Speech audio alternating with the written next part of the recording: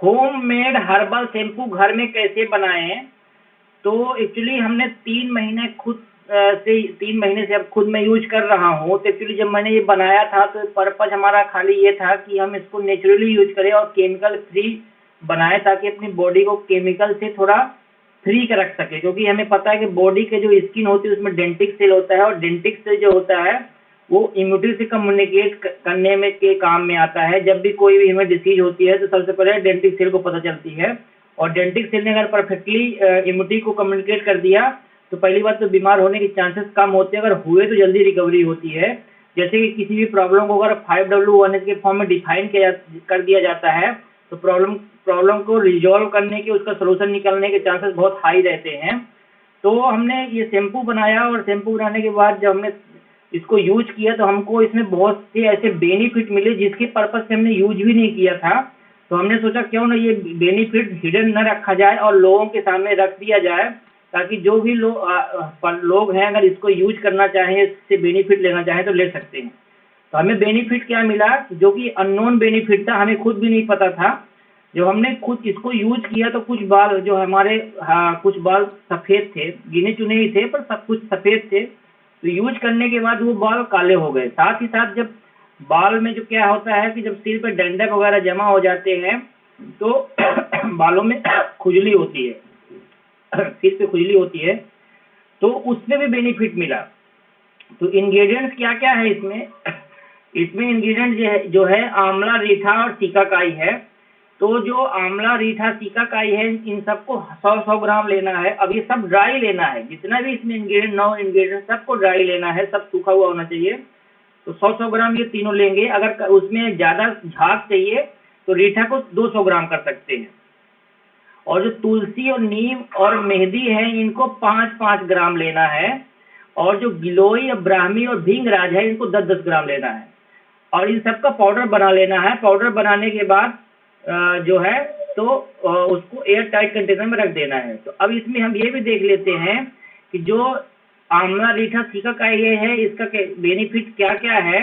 तो आप ये देखिए कि जो आंवला और का बेनिफिट क्या है कि ये एंटीऑक्सीडेंट होता है, बालों को पतला और कमजोर होने से बचाता है। ये फैटी एसिड से भरपूर होने की वजह से बालों की ग्रोथ में तेजी लाता है। साथ ही यह डेंड्रफ से भी छुटकारा दिलाता है। रीठा में क्या होता है, विटामिन ए और विटामिन सी होता है।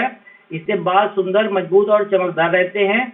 इसमें किसी तरह का केमिकल नहीं होता, इसलिए इससे बाल भी नहीं झड़ते हैं। मार्केट में जो शैम्पू और कंडीशनर होते हैं उसमें रीठा का प्रयोग किया जाता है, और इससे जो उलझे हुए बाल रहते हैं उससे भी बचाता है रीठा। सिकाकाई में क्या होता है, ढेर सारा vitamin A, C, D, M, K होता है, जिससे रूखे बालों में नमी आती है। यह आपके बालों को आवश्यक पोषण देता है और उसे घना करने में मदद करता है। इसे लगाने से सिर की खुजली से राहत मिलती है। तो अब ये सबका चूर्ण बना लिया, पाउडर बना लिया। पाउडर को बना करके सब पाउडर एक साथ मिला लिया, उसको एयर टाइट कंटेनर में इसको रख देना है। अगर ऐसा रखेंगे तो 5 महीने आप करके स्टोर करके रख सकते हैं। और इसको क्या करना है, कभी भी जब शैम्पू आप बनाएंगे तो 15 दिन से ज़्यादा यूज नहीं करना है, पाउडर फॉर्म में ही रखना है। जब भी शैम्पू बनाना है तो उसको 15 दिन में ख़त्म करना है। और जब फिर अगला यूज करना रहेगा तो आपके पास पाउडर रहेगा ही, फिर से बना लेंगे। तो बनाने के लिए क्या करना रहता है कि आप लोहे की कढ़ाई लेंगे, और लोहे की कढ़ाई में क्या करेंगे कि एक मुट्ठी जो पाउडर बनाया है उसको डालेंगे, और एक गिलास जो है एक गिलास अपने अनुमान के हिसाब से आप पानी डाल देंगे, और उसको जो है तो 10 से 15 मिनट बॉयल करेंगे। अब बॉयल करने के बाद उसको फिर आग को बंद कर देंगे, और उसको जो आपने जो बना है वो पाउडर और पानी मिल के जो बन गया है उसको उसी कढ़ाई में रात भर रखे रहने देंगे।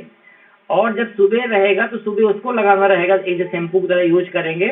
तो आप उसको 1 हफ्ते तक यूज कर सकते हैं, ठीक है ना। तो सबसे अच्छा रहेगा जब आपको लगाना है उसी रात बनाएं, वो सबसे अच्छा रहता है। पर फिर भी आप चाहें तो उसको ज़्यादा क्वांटिटी में, जैसे एक मुट्ठी की जगह में मैंने बोला तो आप उसमें 6-7 मुट्ठी यूज करके उसके साथ पानी डाल के उसको गर्म कर सकते हैं। तो आप मैक्सिमम 15 दिन तक ही रखिएगा। इसमें ध्यान ये देना है कि जब शैम्पू आप बना लेंगे सुबह लगाने के लिए, तो अगर आपको कल सुबह लगाना है तो आज अपने रात को अपने जो बालों है उसमें बढ़िया देसी तेल से, जो घानी वाला तेल रहता है उससे बढ़िया मसाज कर लेंगे। फिर सुबह उसको लगाएंगे। दूसरा चीज़, शैम्पू लगाने में ध्यान ये रखना है कि 10 मिनट तक शैम्पू लगा हुआ होना चाहिए बालों में, ये नहीं कि तुरंत लगाया और तुरंत पानी डाल के उसको छुड़ा दिया, तो फिर बेनिफिट नहीं मिलेगा। कम से कम 10 मिनट वो बालों में होना चाहिए, फिर उसके बाद आप धोइए। मतलब तब तक क्या करने का है कि आप लगा देते हैं तो उसको अच्छे से घिसते रहिए, तब तक सर भी साफ होगा और जो उसका तत्व है वो आपके बालों में मिलेगा भी। आप लगाएंगे और तुरंत पानी डाल देंगे तो फिर बेनिफिट कम मिलेगा। और दूसरी बात, जो लोग जैसे कुछ लोगों को तेल वर्जित रहता है, तो वो लोग क्या कर सकते हैं, ये शैम्पू लगाने के 1 घंटे पहले जो है तो दही को अपने बालों पे लगाएं 1 घंटे पहले, और फिर अपना शैम्पू लगा के नहा लें। तो अगर आप ऐसे यूज करते हैं तो आपको अच्छा खासा बेनिफिट मिल सकता है, जो कि हमने अपने खुद यूज किया, हमें मिला है, तो हमने सोचा इसको हिडन ना रखा जाए, अपने तक सीमित ना रखा जाए, ठीक है ना। और इस फार्मूला को लोगों तक बताया जाए ताकि लोगों को भी बेनिफिट मिल सके जो इसमें बेनिफिट लेना चाहें।